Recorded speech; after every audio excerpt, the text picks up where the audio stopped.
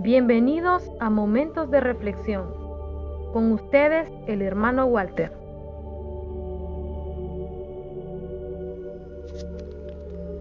En el libro del profeta Daniel encontramos el relato de la visión de la estatua que el rey Nabucodonosor de Babilonia tuvo acerca de los imperios que habrían de gobernar en la humanidad antes de que Dios ejecutara su juicio sobre el mundo, es decir, los imperios que habrían hasta que Jesucristo regresase por su iglesia. Vemos el relato que se encuentra en el capítulo 2 del profeta Daniel. Tú, oh rey, veías, y he aquí una gran imagen, esta imagen, que era muy grande y cuya gloria era muy sublime, estaba en pie delante de ti, y su aspecto era terrible. La cabeza de esta imagen era de oro fino, su pecho y sus brazos de plata, su vientre y sus muslos de bronce, sus piernas de hierro, sus pies en parte de hierro y en parte de barro cocido. Estabas mirando hasta que una piedra fue cortada, no con mano, la cual hirió a la imagen en sus pies de hierro y de barro cocido, y los desmenuzó. Entonces fue también desmenuzado el hierro, el barro cocido, el bronce, la plata y el oro, y se tornaron como tamo de las eras del verano, y los levantó el viento, y nunca más se les halló lugar. Mas la piedra que hirió a la imagen vino a ser una gran montaña que llenó toda la tierra. De acuerdo a la interpretación que fue revelada al profeta Daniel, tenemos que la cabeza de oro representaba al en ese entonces dominante imperio babilonio. Si bien se estima la existencia de Babilonia hacia el año 1792 a.C., la historia de este imperio debe entenderse en dos partes. El primero es el período amorreo, desde el 1792 a.C. hasta el 1595 a.C. Después de esto, el imperio decaería hasta ser totalmente sometido por los asirios durante varios siglos, hasta el año 626, cuando, con ayuda de los medos, logró independizarse al mando del rey caldeo Nabopolassar, quien a su vez fue padre de Nabucodonosor. Este último gobernó entre el 605 y el 562 a.C., es decir, más de 1000 años después del inicio del imperio. Luego de la visión de la estatua, Babilonia aún perduraría unos cuantos años más al mando de Nabonido, para caer ante el siguiente imperio representado en la estatua, los cuales eran los medopersas. El imperio medo-persa, representado por el pecho y los dos brazos en la visión de la estatua, estaba formado por la nación de Media. Así es, la que anteriormente ayudó a Babilonia contra los asirios. Note que esta nación ya existía desde hacía muchos siglos, aún antes de tomar el lugar de Babilonia como imperio dominante. Por otro lado, los persas, que actualmente es la nación islámica de Irán, había sometido a los medos, pero poco a poco el dominio se convirtió más en una alianza, y luego juntas, bajo el liderazgo de Darío el Grande, se hicieron del control de los territorios controlados hasta ese momento por Babilonia, ampliando aún más el dominio hacia otros territorios.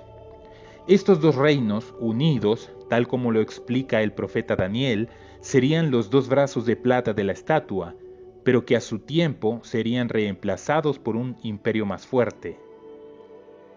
El imperio griego, al mando de Alejandro Magno, derrotó al imperio medo-persa dirigido en ese momento por el rey Darío III en el año 333 a.C. y rápidamente extendió aún más las tierras conquistadas, llevando sus fronteras hasta África, Asia, Tierra Santa y el occidente de Europa. A su muerte, el imperio griego se dividió en 4 partes, gobernada cada una por los 4 generales de Alejandro Magno.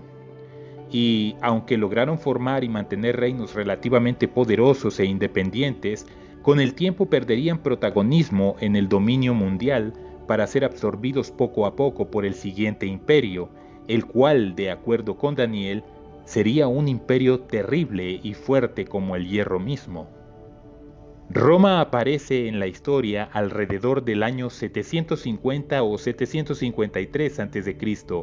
y con el tiempo, al mando de sus reyes y emperadores, poco a poco fue sometiendo y absorbiendo a todos los demás reinos e imperios de su época. Extendió sus dominios hasta límites que en ese momento entonces jamás habrían sido imaginados. Naciones como Alemania, Italia, España, Francia, Egipto, Nigeria, Etiopía, Irak, Irán, Grecia, todas las naciones caían ante el poder de las legiones romanas. Fue bajo este imperio que nuestro Señor Jesucristo nació, vivió, murió y resucitó. Y fue también bajo este imperio que la Iglesia nació y comenzó a extenderse por el mundo, aprovechando las facilidades de comunicación que el gran imperio romano ofrecía, como por ejemplo la gran red de caminos que se extendía a lo largo de todo el territorio europeo.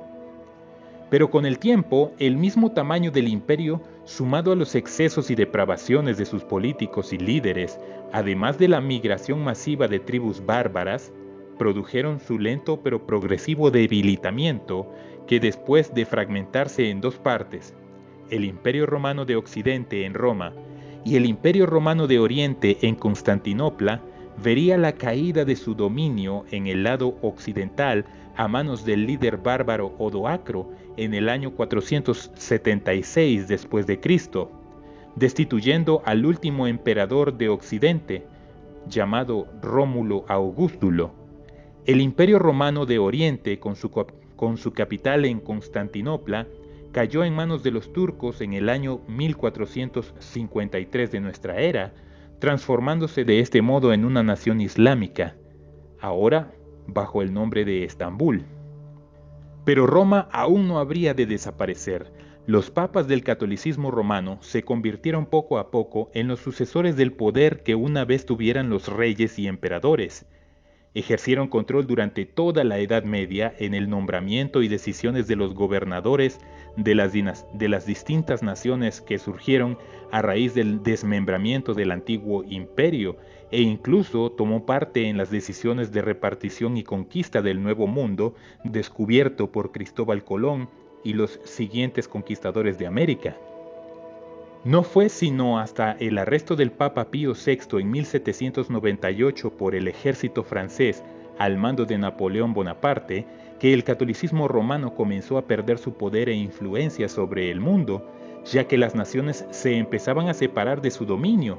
Ya para el año 1900 el catolicismo habría perdido no solo el control de Roma, sino todos los llamados estados pontificios que eran de su dominio. Para el inicio de la Segunda Guerra Mundial, el catolicismo romano había perdido su influencia sobre las modernas naciones ahora en conflicto. Había finalizado así el período de las piernas de hierro. Hemos llegado al final de la primera parte de esta breve reflexión. Por ahora, bendiciones y hasta pronto.